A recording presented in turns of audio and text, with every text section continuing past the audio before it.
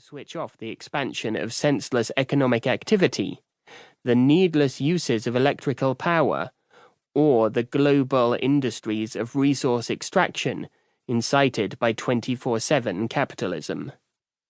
This book is aligned with a tradition of social pamphleteering that aims to give voice to what is experienced in common, to what is known or partly known in common, but is negated by an overwhelming barrage of messages that insist on the unalterability of our administered lives.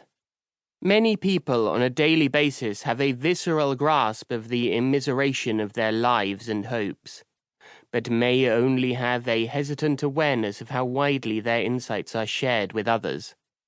My goal here is not to present a nuanced theoretical analysis, but, in a time of emergency, to affirm the truth of shared understandings and experiences, and to insist that forms of radical refusal, rather than adaptation and resignation, are not only possible, but necessary. The Internet complex functions as an unending announcement of its indispensability, and of the insignificance of whatever life remains unassimilable to its protocols. Its omnipresence and embeddedness within almost every sphere of personal and institutional activity makes any notion of its impermanence or post-capitalist marginalization seem unthinkable. But this impression marks a collective failure of imagination in its passive acceptance of numbing online routines as synonymous with living. It is unthinkable only to the extent that our desires and our bonds with other peoples and species have been wounded and incapacitated. The philosopher Alain Badiou noted that it is at this point of apparent impossibility that the conditions for insurgency arise. Emancipatory politics always consist in making seem possible precisely that which from within the situation is declared to be impossible. The loudest voices declaring this impossibility are those who benefit from the perpetuation of the way things are, who thrive on the uninterrupted functioning of a capitalist world. These are anyone with a professional, financial, or narcissistic stake in the ascendancy and expansion of the Internet complex. How, they will ask incredulously, could we do without something on which every aspect of financial and economic life depends?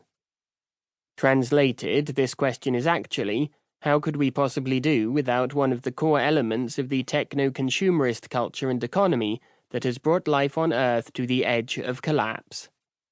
To have a world not dominated by the Internet, they will say, would mean changing everything. Yes, precisely.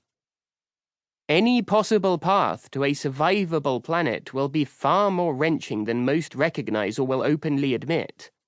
A crucial layer of the struggle for an equitable society in the years ahead is the creation of social and personal arrangements that abandon the dominance of the market and money over our lives together. This means rejecting our digital isolation, reclaiming time as lived time, rediscovering collective needs and resisting mounting levels of barbarism, including the cruelty and hatred that emanate from online. Equally important is the task of humbly reconnecting with what remains of a world filled with other species and forms of life. There are innumerable ways in which this may occur, and, although unheralded, groups and communities in all parts of the planet are moving ahead with some of these restorative endeavors. However, many of those who understand the urgency of transitioning to some form of eco-socialism or no-growth post-capitalism carelessly presume that the Internet and its current applications and services will somehow persist and function as usual in the future, alongside efforts for a habitable planet and for more egalitarian social arrangements. There is an anachronistic misconception that the Internet could simply change hands, as if it were a mid-20th century telecommunications utility like Western Union or radio and TV stations, which would be put to different uses in a transformed political and economic situation. But the notion that the Internet could function independently of the catastrophic operations of global capitalism is one of the stupefying delusions of this moment.